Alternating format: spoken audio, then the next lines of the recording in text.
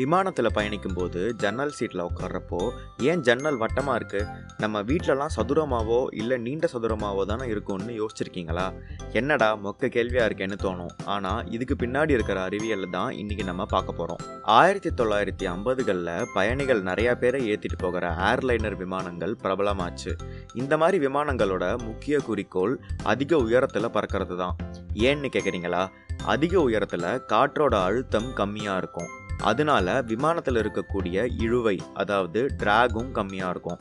Track கம்மியா இருக்கிறதுனால விமானம் கம்மி எரிபொருள் உபயோகிக்கும். அதிக உயரத்துல டர்புலன்ஸ், அதாவது கொந்தளிப்பும் கம்மியா இருக்கும்.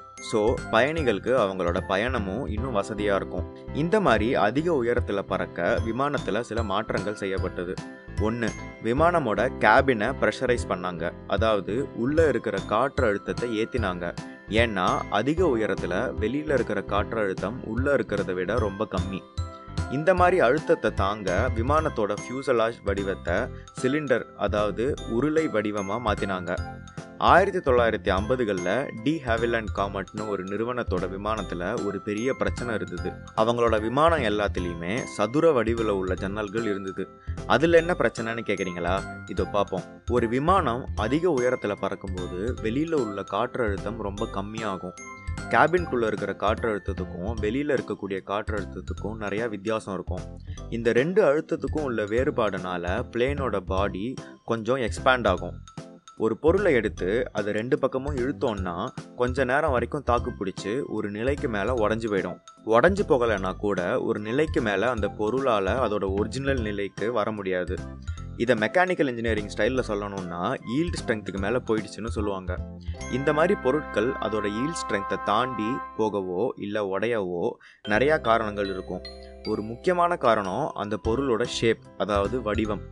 இந்த விமானம் பாடி எடுத்துப்போம்.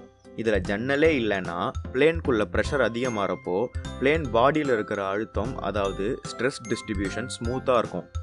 நடுவில் ஒரு சதுர ஜன்னலை வச்சோன்னா ஸ்ட்ரெஸ் டிஸ்ட்ரிபியூஷன் ஸ்மூத்தாக இல்லாமல் சதுரத்தோட ஓரங்களில் அழுத்தம் அதிகமாகும். இந்த மூலைகளில் உள்ள அதிக அழுத்தம் கிராக் உருவாகவோ பிளேனோட பாடி உடஞ்சி போகவோ செய்ய வாய்ப்பு நிறையா இருக்குது. ஒரு வட்டம் இல்லைனா ஒரு நீள்வட்ட வடிவத்தில் ஜன்னலை வச்சோன்னா இந்த மாதிரி ஷார்ப்பான மூலைகள் இல்லாமல் அதிகமான அழுத்தம் உருவாகாமல் இருக்கும். பிளேனோட பாடியும் இன்னும் கொஞ்சம் வலுவாக இருக்கும். 1950களில் 3 விபத்துகள் இந்த டி ஹாவிலாண்ட் காமெட்டோட விமானங்கள்லாம் நடந்தது. இந்த விபத்துக்களை ஆராய்ச்சி பார்க்கும்போது விபத்து நடந்ததுக்கான காரணம் சதுர வடிவில் இருந்த ஜன்னல்கள் தான்னு கண்டுபிடிச்சாங்க. அன்னிலேருந்து எல்லா விமானங்கள்லையும் வட்டமோ இல்லை நீள்வட்ட வடிவில் இருக்கிற ஜன்னல்கள் மட்டுமே வைக்க ஆரம்பிச்சாங்க. இந்த வீடியோ உங்களுக்கு பிடிச்சி இதை யூடியூப்ல பார்த்துட்டு இருந்தீங்கன்னா எங்கள் பேஜுக்கு சப்ஸ்கிரைப் பண்ணுங்கள். இதை ஃபேஸ்புக்கில் பார்த்துட்டு இருந்தீங்கன்னா எங்கள் பேஜுக்கு லைக் பண்ணுங்கள்.